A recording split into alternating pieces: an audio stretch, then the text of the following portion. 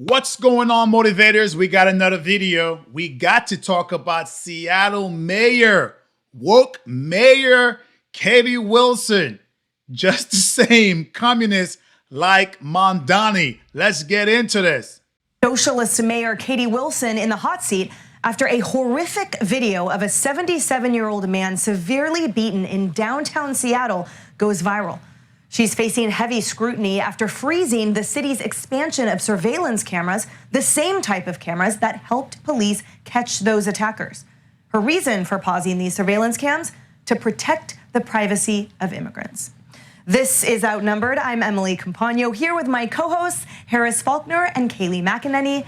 And also joining us today, Kennedy, host of the Kennedy Saves the World podcast, and Josh Ritter, former prosecutor, criminal defense attorney, Fox News contributor, and co-host of the Weekly Wrap. Now, in my last video, I spoke about this. I knew this would happen.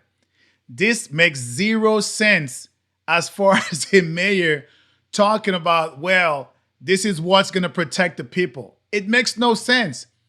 How could you be a mayor and things to protect as far as surveil, you're turning them off? Are going to be installed this spring, but they're not going to be turned on unless there's a real threat. The decision comes from Mayor Katie Wilson, who is now hitting pause on expanding surveillance cameras across the rest of the city, right? But expanding the cameras to new neighborhoods is now on hold, as Mayor Katie Wilson acknowledged this is a deeply divided issue. It's important to base a decision on more than feelings. It's important to ground our actions in a thorough understanding of how the cameras are being used, of the public benefits they are providing, and of any harm they are causing or could cause. The one exception, the Stadium District ahead of the World Cup. However, they will not be turned on and will not be connected to the RTCC unless we are aware of a credible threat that warrants such action. This is what we get when we put stupid people in office. People who don't comprehend safety of their constituents. I don't get it. It's like every mayor in a woke city or state, for governor that is, they act the same. Why is that? Why is it always the liberal cities who have no idea how to govern? The world that we live in is a very nice world, but there is good and bad. You cannot govern with compassion. You have to govern with strict rules and regulation in order to create that compassion. But it cannot be the adverse. It cannot be the other way around. What is up with those people? To warn you, please, the footage we're about to show is incredibly graphic. You can see here that elderly man walking down the street, then being shoved to the ground. The victim was hospitalized for a week, having a broken arm, a broken knee, and many facial injuries. One suspect was arrested and charged with second-degree assault and jailed on the night of the assault. Watch. You know Katie? Yeah. Yeah, I know Katie. The mayor. Yeah. Thank you. That's it. That's all I'm gonna say. That's my last word. He was released on bail 2 days after his arrest and is now currently wanted on a $200,000 warrant. Officers are... Man. Make those things make sense. Eventually, we all gonna grow up to be old like this gentleman, and we cannot protect ourselves. And this is the youth or the younger people in the generation doing this. Why? Because of lawlessness. I am infuriated because of people who are supposed to be in power to help us, to help the community. They are plain ignorant. Why do we keep voting for these people over and over? They do not know what it is to govern. The rules and policy they enact are not for the citizens' safety. They go against everything to make people safe. Someone just committed that and we release them right back. Guess what they're going to do again? Do the same thing. Actions without consequences make people do the same thing over and over again. It is not being racist, I tell you that much. It is not being mean. regardless of race, color, creed, people do something wrong, they have to be held for their action. How hard is that? Actively searching for him. A second suspect was later arrested by police in nearby Redmond. His arrest came after a caller reported that they recognized him from news coverage of the incident. The Redmond, Washington chief of police is touting the use of technology at nabbing their suspects, saying this arrest is the direct result of strong collaboration between agencies and the vigilance of our community. By combining real-time technology with focused investigative work, we are able to identify suspects quickly and hold violent offenders accountable. Last week, Mayor Wilson was asked about rolling back these cameras, but her team interrupted.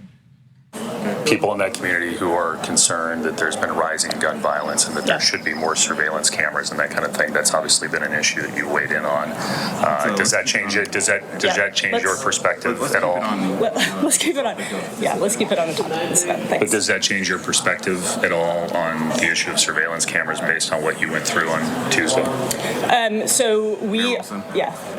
Yeah. Appreciate it, but let's keep it on topic, okay? I believe that CCTV cameras have an important role to play in our public safety system, and we also have to be very careful to make sure that our data storage, security, sharing practices don't make that system vulnerable. Again, my thing about those technology is put rules to govern the technology. Don't take it away. Because just like technology is increasing, assailants are creating better ways to devise plans, right? To go ahead and enact crimes. So you cannot backtrack. You have to move forward with the technology. You got to put red tape to prevent it from being misused. I agree with that part. But you cannot take it back. Because the people who are committing crimes are not going to be like, oh, she won't put CCTVs up, we won't commit crimes. No, they're like, oh, really? These people, I don't understand. Technology increases, crime goes up. You have to use that technology to decrease crime as much as possible. Your job is not to look pretty in office. Your job is to help your constituents and make the neighborhood, the city safer. I don't understand what is wrong with that as far as enacting simple policies to help people. Vulnerable to misuse and abuse, whether that's by federal immigration enforcement or by other bad actors. Josh, the only use and abuse I saw were those two wastes of flesh that attacked an elderly man. And when she talks about who they are trying to protect, I'm not quite sure why protection of her constituents isn't A, a priority, or B, on the agenda, as her staff said. Yeah, this is untethered progressive politics, but it's also incredibly dangerous for the reasons that you just point out. She's talking about trying to protect vulnerable communities. Well, where do you think this crime is taking place? Where do you think they're putting these cameras to try to protect these people? She talks about how it seems she's worried about these. But that's what I'm saying. They are so clueless. She's worried more about ICE than her own people in her city. I'm mind blown right now. ICE are there to take illegal immigrants, but you have people committing crimes in your own city and you won't put devices up to protect them because you worry that ICE may mistreat it as far as surveilling people and take criminals out. What sense does that make? How does these people get in office? Cameras exploiting those communities. We have no evidence of that. This is just her argument being made. What we do have evidence of, though, is them solving crimes by use of these cameras. These cameras are not being placed in some sort of quiet residential neighborhood where they're spying on people. They're being placed in high crime areas. The name of the McDonald's where this took place has been nicknamed by that local community as McStabbies. That's what they're trying to protect people from, these vulnerable communities that she's so concerned with. That's what they're having to deal with, and that's why these cameras are so important. Kennedy, you and I both lived in Seattle for... And I don't get, I'm seeing those guys getting arrested right now. It pains me. Black on black violence. Everybody keeps saying it's white people. Majority of the crime happened in black communities versus black on black. And you have the black people who are coming and be like, why are Walgreens living in our community? Why are this store living? Because of this crap. We cannot police our own, but we want to police other people. It's alienating to see things like that. To me, it's like, yeah, we need to start with our own by starting in the home, in the communities, and going thereafter. You got black people still beating on an old elderly man? That is insane. Like, these people, their thought process is never forward thinking. They too will get old eventually. And if this continues, the youth that they are right now are going to do the same thing to them when they get older. It's mind-boggling the way this generation is thinking. But all of this is happening because of simple, no consequences to actions being committed on the street. For many years, and it personally just... I used to go to the gym right around the corner from there. Nice. Did you hang out at McStabby's? I did. That's how it got the name. It breaks my heart to see how quickly the downward spiral has occurred, and how clearly the vulnerable, the residents there, the elderly, the underserved communities, that these talking heads on the city council and the mayors, the succession of mayors, have sort of purported to represent, but anything but is actually protecting them. We have seen horrific crimes. Remember the dog walker that when carjacking got killed under the wheel, she was run over in addition to the dogs in front of all of the neighborhood, but oh, that was a crime of poverty. I mean, it's sickening to see how they treat the crimes there. Yeah, and that's my problem with her is the why. Yeah. I don't disagree with her on the what. And this is one of the few intersections where civil libertarians and progressives kind of agree, and that is keeping the surveillance state in check. And I don't disagree. Again, I agree with that. You put red tape around it, but you don't take it off. Like, what sense does that make? That's like me saying I will take my Ring camera off my house because people could ask me for information if somebody took a robbery in the street. That is stupid. I'm keeping that thing on because now they could ask me for stuff, but I could say no. But if someone tried to steal or break into my house, at least I know what's going on. If I take it off, I'll be completely blind. And is this what she's trying to enact in the city, in the neighborhood? Let's not put it in because it's going to create dysfunction. It's going to make people's feelings get hurt. But then if a crime is created, how could you see what's going on? If there was no CCTVs in there, guess what would have happened? We would not be able to see what just happened with this gentleman getting kicked by these two young thugs. These people are crazy. They need to be removed from office as soon as possible. Mandon is trying to enact similar rules in New York with the cops. What is up with those people? Stop voting for policies that goes against your own protection. It makes no sense. With the notion that we have to have safeguards on things that can exploit people's privacies.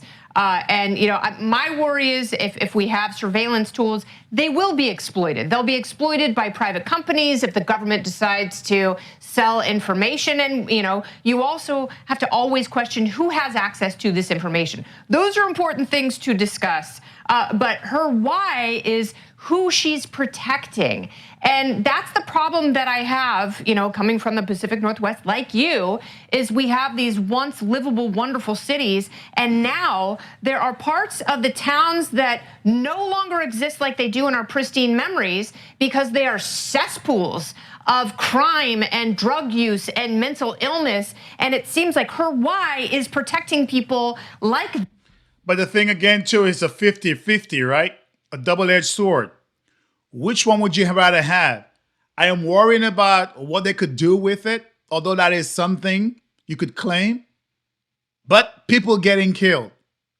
I would think I would worry about people getting killed first and then put a red tape for what they could do with it versus worry about what they could do with it. So I am taking it out of being in the cities and now people are getting killed. That makes no sense to me.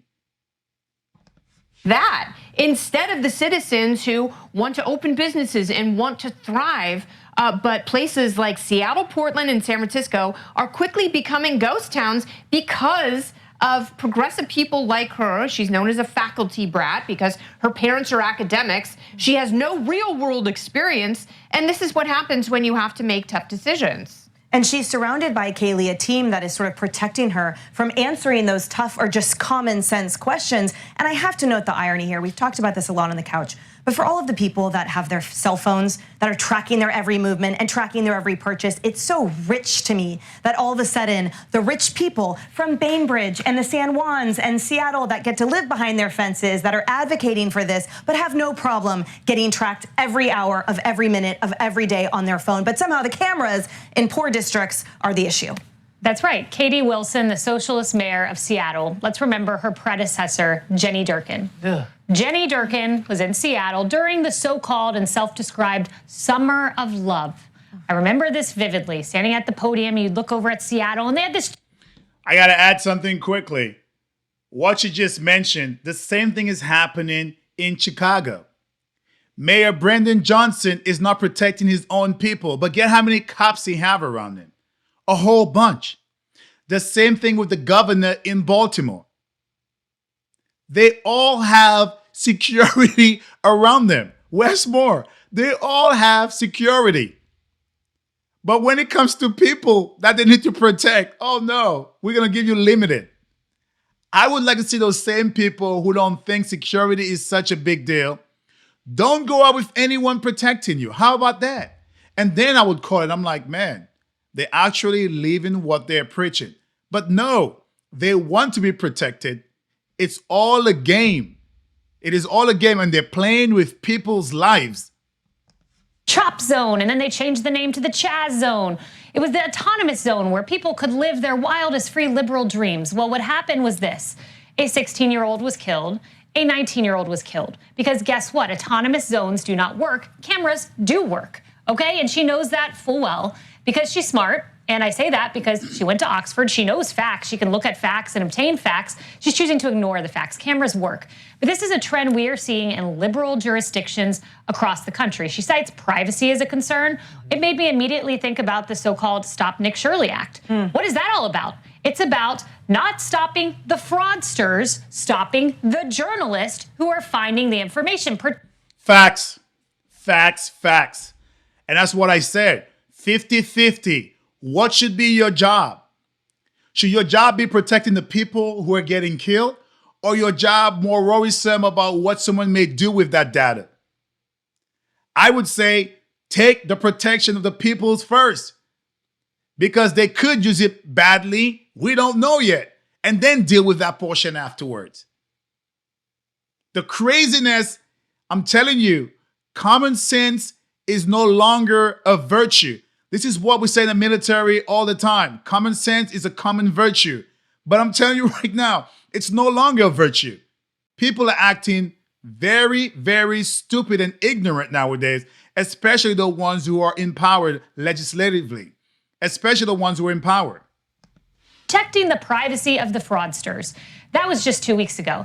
And then you look over to Ann Arbor, Michigan, where they had the brilliant idea, liberalism, let's take down the neighborhood watch signs, because it's not about protecting the citizens, it's about protecting the criminals. This is liberal ideology at its core. The safety of the American citizens, the taxpayer dollars that pertains to fraud, must surrender to the woke ideology. But it is time for voters to stand up and say, no woke ideology. It doesn't work. The facts are there. Is a 77-year-old man's family going to sue them, and then yes, they're going to win, and then they're just going to pay? If a 77-year-old man out after dark is not in a protected class, how is it that that happens? Okay? I mean, if you're telling me that you wouldn't protect him over whomever the people are on the sidewalk, how is it? And by the way, what cases would we have right now against Luigi Mangione and others? The White House Correspondents' Dinner and all that footage that we have leading up to the crime. Where would we be without cameras? We're thankful for those. And by the way, police officers with their cams on them, their body cams, the squad cars, all of that. We have pretty much agreed as a public, both sides of the political aisle. America, I'm saying, these people are lying to you. They're lying to you. Congress just had a shutdown, and one of their proposal was to ensure that ICE have body cams on their bodies so they could see when ICE is doing something wrong and they could investigate. But you have in your own cities, you trying to take the CCTVs off, and now people are getting injured.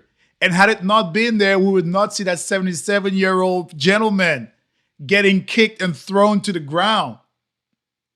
Make those things make sense. But let's bring common sense back to the United States, to every city, to every state, especially the Democrat state, because their policies, I'm telling you, they're good at getting elected, but when it's time to enact policies, they suck at it. Prove me wrong in the comments. They suck at it. All right, motivators, if you enjoy what you've seen and heard, please like, comment, share, but most importantly, subscribe to A Black Veteran's Perspective. Stay motivated.